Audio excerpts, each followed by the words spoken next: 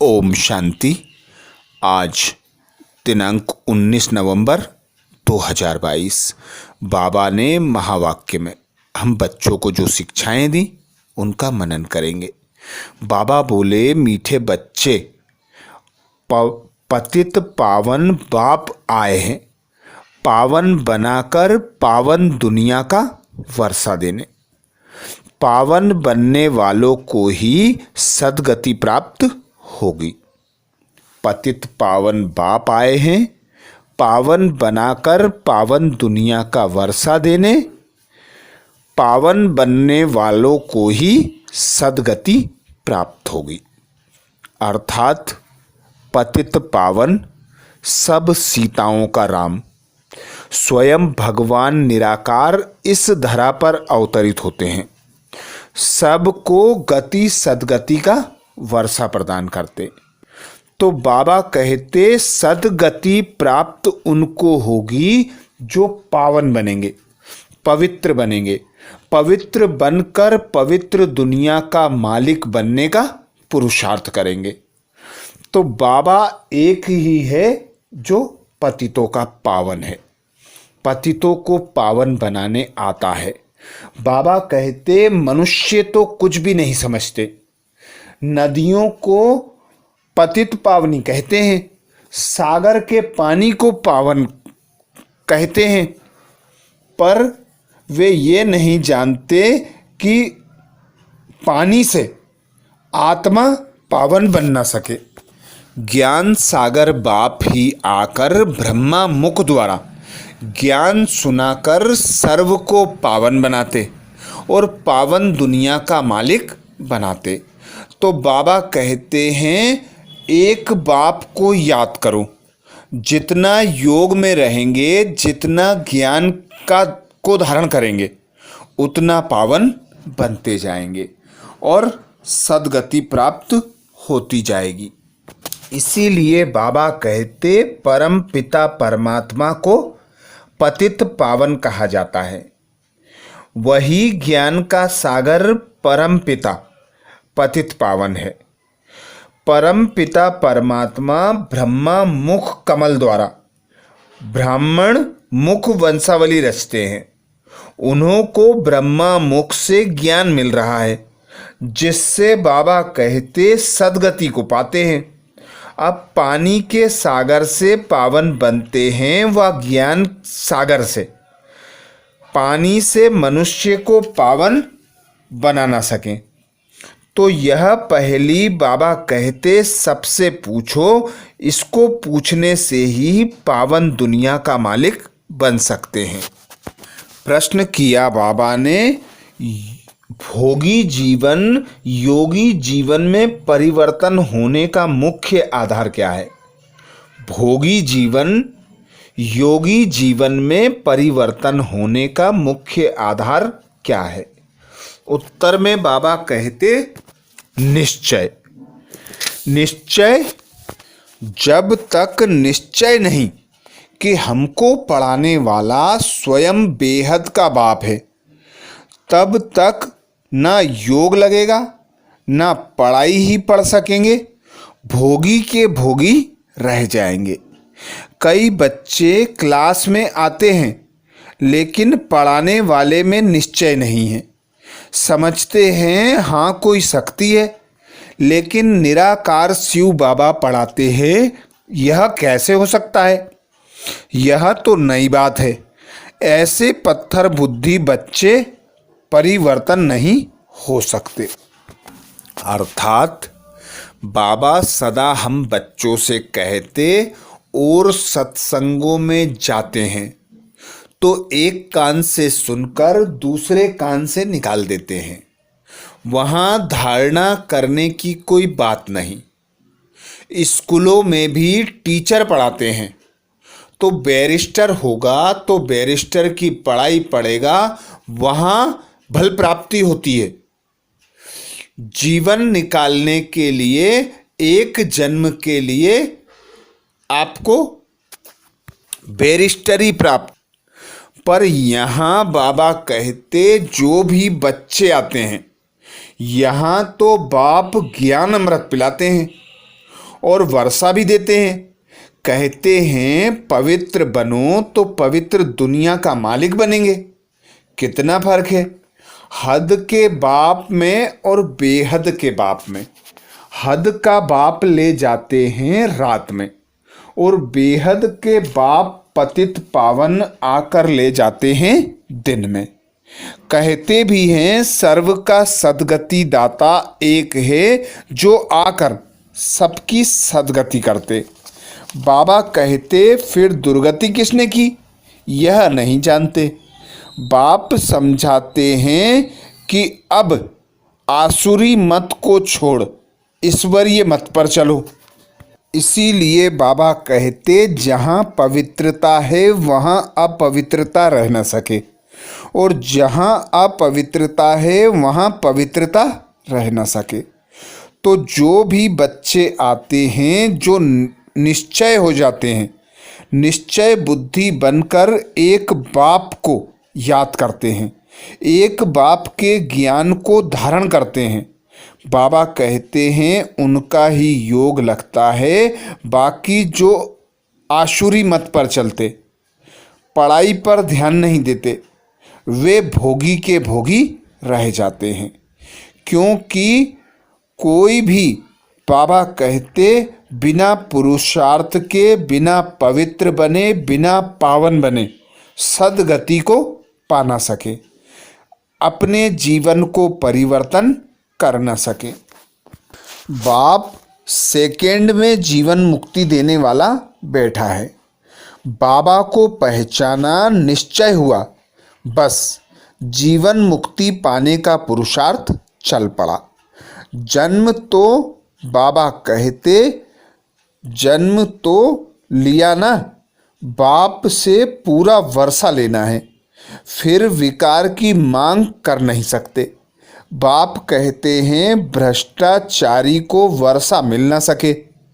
Practical में इनका ब्रह्मा का मिसाल दिया जाता है। ऐसे बहुत मुश्किल निकलते हैं। बाबा कहते अपनी इज्जत आदि भी बहुत देखते हैं। क्रिएटर बाप है ना, सबको उनकी आज्ञा पर चलना पड़े। तुम भी श्रीमत पर नहीं चलोगे तो पदभ्रष्ट हो जाएगा। गीत सुनाया बाबा ने ओम नमो शिवाय। बाप कहते हैं इस ज्ञान मार्ग में नष्टो मोह अच्छा चाहिए। बाबा की आज्ञा मिली हुई है। जो बच्चे आज्ञाकारी नहीं वह जैसे कपूत ठहरे, वह बच्चा बच्चा नहीं। पवित्रता की आज्ञा बाबा कहते अच्छी है ना। राजयोग तो बाप अभी ही सिखलाते हैं। मनुष्य तो बेचारे समझते नहीं हैं, बच्चों में भी नंबरवार पुरुषार्थ अनुसार समझते हैं। बाप इतना डायरेक्शन देते हैं, कोई बच्चे मुश्किल करके दिखाते हैं। बाप कहते हैं त्रिमूर्ति का कैलेंडर बनाना है। सारा मदार है त्रिमूर्ति शिव के चित्र पर। बाबा कहते लिखा हुआ है ब्रह्मा द्वारा स्थापना, तो जरूर शिव बाबा स्वर्ग की स्थापना करेंगे। कलयुग आसुरी राज्य का विनाश होगा। आसुरी राज्य में कितने ढेर हैं, देवी राज्य में कितने थोड़े हैं। लिखा हुआ भी है कि अनेक धर्मों का विनाश, एक सत्य धर्म की स्थापना बाप करते हैं। मैं कितना श्रृंगारता हूँ, फिर भी बाबा कहते सुधरते नहीं हैं, उल्टा सुल्टा बोलते हैं। यहाँ बाबा कहते देह सहित जो कुछ है सब कुछ भूल मामेकम याद करो। अपनी देह को भी ना याद करो, अर्थात देह में भी ना फंसो। जिसकी देह में फंसने से बाबा कहते कितने बच्चे तो ऐसे हैं किसकी देह में फंसने से गिर पड़ते हैं।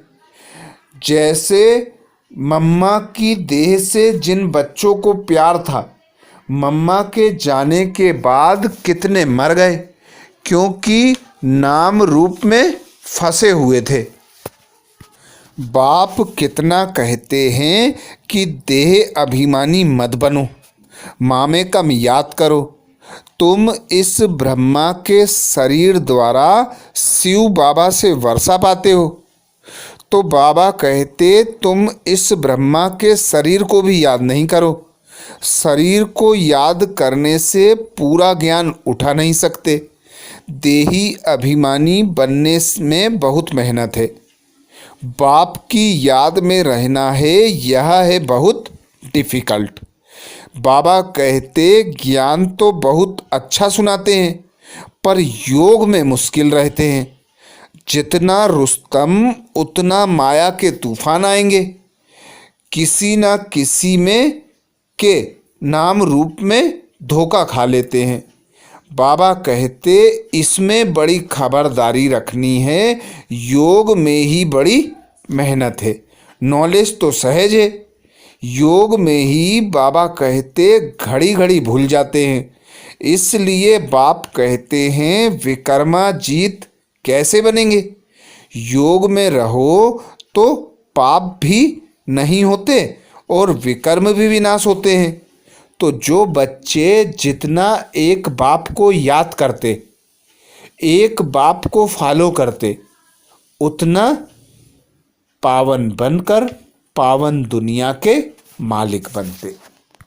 बाबा कहते भगत भगवान को कितना याद करते हैं, कितना पुकारते हैं, परंतु जब भगवान आते हैं तो कितने थोड़े उन्हें पहचान पाते हैं, उनका बन पाते हैं। कोटों में कोई जो मुक्ति के लिए पुरुषार्थ करते हैं वह पद अच्छा पा नहीं सकेंगे, विकर्म विनाश नहीं होंगे, इसलिए साक्षात्कार कराया जाता है। बाबा कहते धर्म स्थापक भी आते हैं दृष्टि लेने। याद करते करते विकर्म विनाश करते जाएं तो पद भी ऊंचा पा सकते हैं। और धर्म वाले भी आएंगे, सो भी पिछाड़ी में, जो बड़े होंगे। ऐसे नहीं कि अभी का पोप आएगा, ना ना, पहले नंबर का पोप जो अभी अंतिम जन्म में है वह आएगा। वरदान दिया बाबा ने। वरदान में बाबा बोले सर्व विकारों के अंश का भी त्याग कर संपूर्ण पवित्र बनने वाले नंबर 1 विजयी भव। सर्व विकारों के अंश का भी त्याग कर संपूर्ण पवित्र बनने वाले नंबर 1 विजयी भव। अर्थात जो बच्चे बाबा का बनकर देह तथा देह के संबंध से, कर्म के बंधन से, पांचों विकारों से, विकारों के अंश से भी उपराम होते हैं। अर्थात देहभान व्यर्थ। बाबा कहते सब कुछ खाली हो जाओ। जो कुछ अब तक सुना, देखा, पढ़ा, सब कुछ भूल जाओ। अब मैं जो श्रीमत देता हूँ उस श्रीमत पर चलो। एक मुझ बाप को याद करो।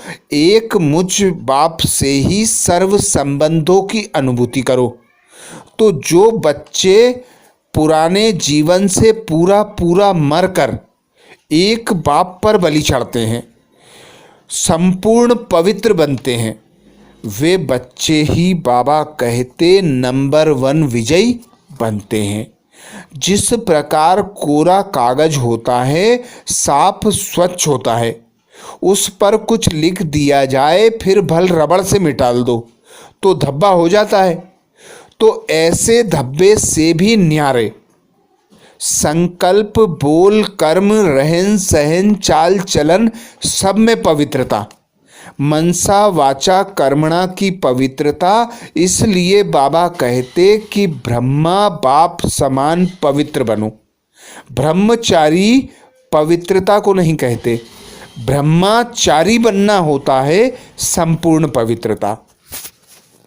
इसीलिए बाबा कहते संपूर्ण पवित्र वह है जिसमें अपवित्रता का अंश भी ना हो।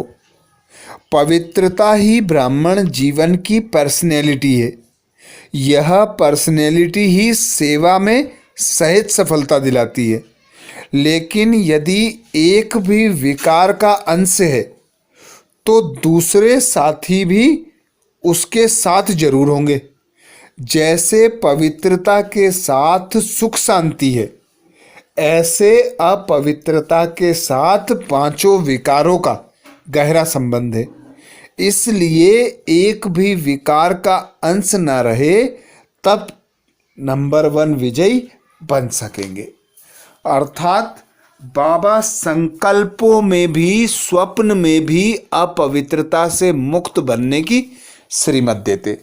सदा कहते व्यर्थ मुक्त बनो, संकल्पों के तूफानों को विराम लगाने के लिए इस देह से न्यारे और प्यारे बनने का अभ्यास करो। अंतर्मुखी रहो, कम बोलो, मीठा बोलो, अच्छा बोलो। स्लोगन में बाबा कहते, हिम्मत का एक कदम रखो तो 1000 गुना मदद मिल जाएगी। हिम्मत का एक कदम रखो तो 1000 गुना मदद मिल जाएगी। बाबा सदा कहते, हिम्मते बच्चे ते मदद बाप।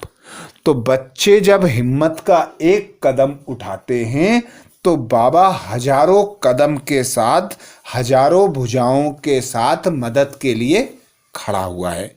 बाबा का वादा है कि बच्चे पुकारेंगे तो मैं मदद के लिए सदा खड़ा हुआ हूँ, हाजिर हूँ। इसीलिए हाजिरा हजूर कहा जाता है। ये थे बाबा के महावाक्य। अच्छा, ओम शांति।